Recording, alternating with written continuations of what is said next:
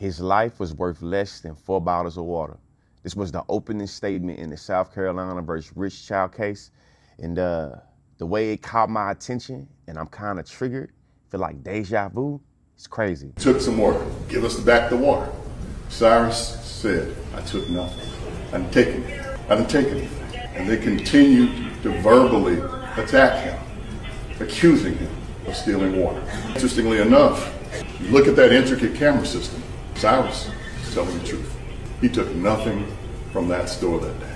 As he tried to walk out of the store, they continued to verbally harass him to the point where he took his backpack and calmly walked out of the store. Watching that lawyer's statement just made me think about the case of Latasha Harlins, and it's just so gut-wrenching. Her life was lost for a carton of orange juice that she also didn't steal.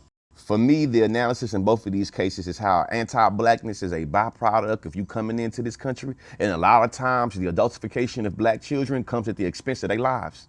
Cyrus Carmarmacin is the name of the 14-year-old child that lost their lives over those bottles of water. And as he walks toward that door, the co-owner, Alice Chow, says something in Cantonese that makes her son run around the counter towards Cyrus. And then Chai Ki Rick Chow, the defendant in this case, comes from out of an office in the convenience store, armed with a .45 caliber Glock pistol, and follows Cyrus out of that store.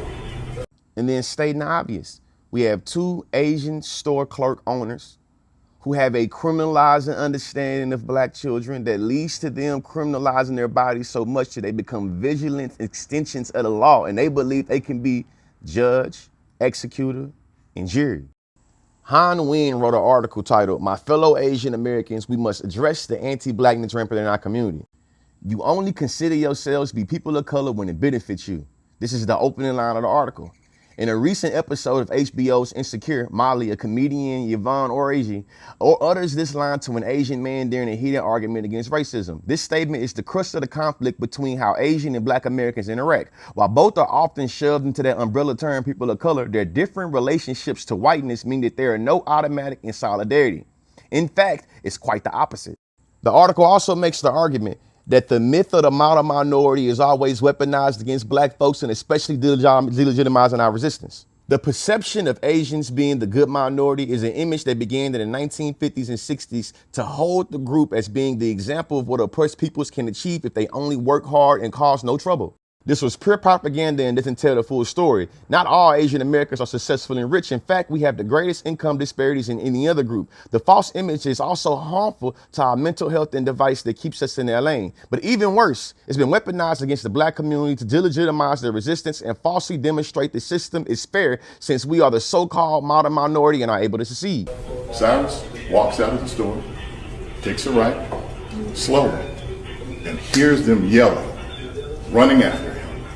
Turns to see, and again, the camera system shows these things, and he takes off running. Cyrus tries to run through the parking lot to the point to where he runs out of his Air Force One Nike shoe. Runs out of his shoe. Doesn't turn around to pick it up because you have an adult male running behind you with a .45 caliber Glock pistol who has falsely accused you of stealing. So he runs. He drops 2 cell phones out of his pocket. We know this to be true because there are witnesses who we expect you'll hear from who'll talk about how they had to throw on brakes to keep from hitting them as they ran across traffic. We know this to be true because of that intricate camera system. He drops 2 cell phones. One belonged to him, one to his mother. Doesn't turn around to pick up one of those cell phones. Continues to run, falls down, gets back up running, falls again, busts his shin, drops the backpack, keeps running. In total, Chai Ki Rick Chow and his son chased Cyrus Carmarmacin over 130 yards off of their property onto a public road in Columbia, South Carolina. And eventually, after Cyrus fell a couple of times, Chai Ki Rick Chow fired the fatal shot, which ended his life. I also forgot to mention what happened to Latasha Harlin and she being able to walk free even though she got convicted of manslaughter. It literally was a catalyst in the 1992 LA race riots. In Sophia Allison's film, A Love Song to Latasha, she exposes the danger of this anti-Blackness and how it impacted what happened in 1992 LA. And I'm making this video specifically to talk about how cases like this and stories like overturning affirmative action because Asians felt like they were being wronged by Black persons in higher education, it's what gets in the way of solidarity and what gets in the way of coalition and what makes it where a lot of Black people feel legitimized and highly skeptical of the quote unquote people of color